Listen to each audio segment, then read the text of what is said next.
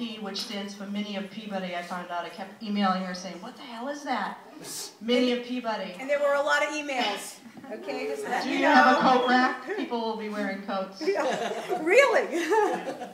Anyways, I wanted to write this book to show regular people how to invent, because I've been doing it now for almost 23 years. Where's Taylor? There she is, my first inspiration. And along the way, I made a lot of mistakes, and I met a lot of people who were ripped off royally by companies, or you know, they went broke trying, and you really don't need to do that. So, and I know most of you people here are my friends, and this is a party, so I'm not going to do a PowerPoint presentation or anything. However, I will be down the street at the Middleton Library next week, and then I'll be in West Palm speaking at an invention convention. And then I will be... Tom has to feed the dog. I wanted him to go, but, you know, he's got to work. And then I'll be at Beebe Library and Carey Memorial Library and a couple of other things in February, so I'm nice and busy. And then some bookstores coming up.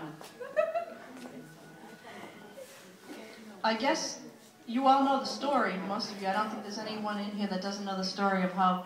Oh, hi, Francine. Let me start over.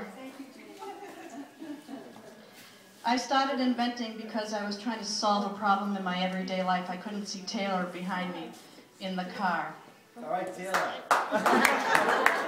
I kept putting my hand behind me and pinching her cheeks to make sure she was okay, and it drove me crazy. I did have the option of putting her in the front seat because it was pre-airbags. It was pre-cell phone, it was pre-internet, it was pre-everything. But it drove me nuts. So I was venting one day to my mother. Mom, I'm talking about you. And if I can get this microphone in the stand, I can do a little reading. Oh, that wasn't too hot. And I'd just like to read. A lot of this is technical in the middle, and in the front and in the end, it's very inspirational. It's kind of a hybrid inspirational book. It's not having everything to do with invention. It can be in any business or anything that you pursue. But I'd like to read this. So I'm telling people, you know, to solve problems in your everyday life, instead of seeing them as problems, come up with a solution. See it as a challenge. So for me, it all started with a car seat. Picture this, I'm a new mom. I'm driving in heavy downtown Boston traffic with my precious infant tucked in her gotta have one, it's the law, rear-facing car seat. Precious. I don't hear her. Is she breathing? Is she okay? Then she starts whimpering. Is she sick? Has she gotten her head caught in a strap or something? Who can tell? The damn car seat is facing away from me, so no matter how much I look in the rearview mirror, I can't see her. One thing you need to know about me is I have just a little bit of an Irish temper. When I finally got the baby, Taylor, and me back home safely, I called my mom to vent. It's ridiculous, I fumed. Somebody should invent some kind of special mirror so you could see your kid in the stupid rear-facing car seat. And in a moment that has since become family legend, my mother, the prophet from the couch, said, uh-huh, why don't you invent one?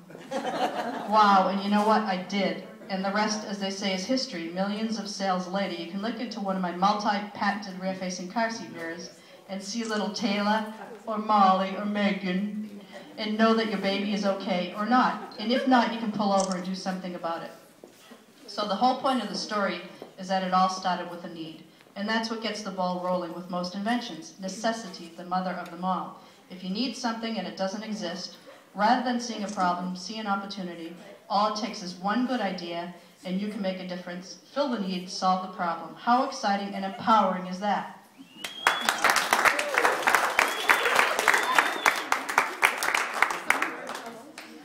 Sorry for the note cards. Sometimes I have a PowerPoint that tells me what to say, but I'm all over the place. So I picked, I didn't pick, I asked Sedalia if I could have an event here because their slogan is not normal. And that works. Thank you. Need I say anything else? And I went up to one of the sales guys, because I was in here looking around, I said, do you ever do events? And he said, I know that they do events. They do a lot. After you buy a car here, you're invited to barbecues. They send swag in the mail. It's very cool. It doesn't take much to impress me. The pen you sent was amazing. So he said, let me put you in touch with Sedalia. And I called her.